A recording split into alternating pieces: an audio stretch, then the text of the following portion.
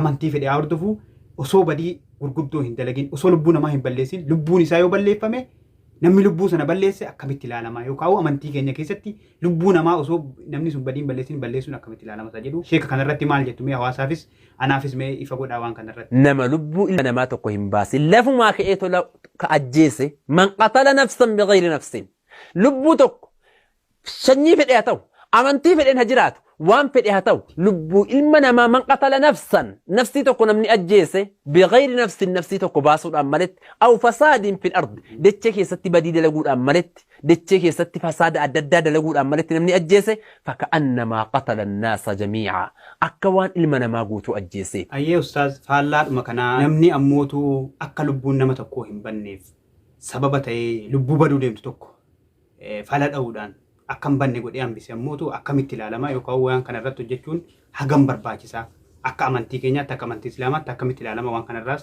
ifa anaafis hawaasaafis godhame. Waman ahyaaha namni lubbuu tokko jiraachuudhaaf sababaa ta'ee jiraachise du'arraa oolche du'arraa baraare akka hin duune godhee bira dhaabbate fakkaannamaa ahya annaasa jamii'a miizaana rabbii keessatti seera rabbii keessatti ربين برتي أكوان المنما قوتو جراتي سيتي إلالم كناف مال قوتشو قبنا يوكاو مال تو قبنا مي كناف يا أبو ليسكية بكا جرتو هندت سببانا من جراتشو تهمالي سببانا من دعوة كنتان سببا المنما جراتشو سببا المنما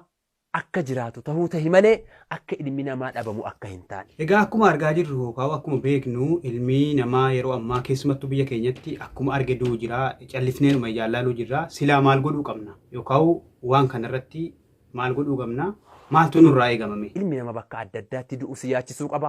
itti gaafatamni ilma namaa nu hundarra jira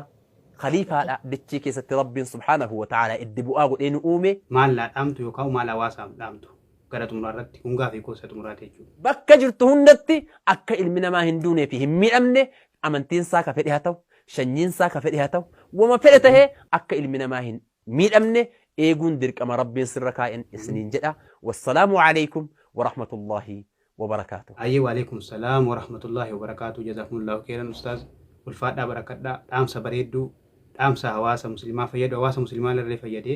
أمتها نما جدا من نمو ماف نمو ما يسابي كوف نمو ما نما غرغار هند فيدو نور آم تاني غلطو ما إيجا حكومة بيكم بيجا كينيا كيستي دبين فالات هذه جرتي كيسو ما يروى أما كانتي سلا وان سبب تعاني لبونا ما تقوم بسان يوكاو برارن أجيس جتشودان أكمي أمو في أكا lubbuun namaa badduu waa hedduu goggodhaa jirra. Silaa namni sababaa ta'ee lubbuun namaa hambisa sanaan jennaan nuti ammoo sababaa taanee lubbuun namaa akka badu waan adda addaa dhiibbaa garaagaraa miidhaa garaagaraa gochuudhaan lubbuun namaa akka badu taasisaa jirra. Kanaaf waan kanarraa akka of qabnu nu godha jedhee yaada. Illee asumaan gama kiyyaan yaada dhuunfaa kiyyaa kan itti dabalu yoo jiraate waan kana haa beeknu keessattuu hawaasi musliimaa waan kana sirriitti hojiirra oolchuu qaba. Namoota biroofis ifa godhuu qaba. Egaa lubbuu namaa tokko akkam banne yookaan akka jiraatu taasisuun akka nama baay'ee jiraachiseeti. Akkasuma immoo lubbuu namaa balleessuunis akka namoota baay'ee yookaan nama duniyaa kanarra jiru seera malee kana jechuun namni tokko lubbuu namaa yoo balleesse lubbuudhuma isaatu bada ture. Garuu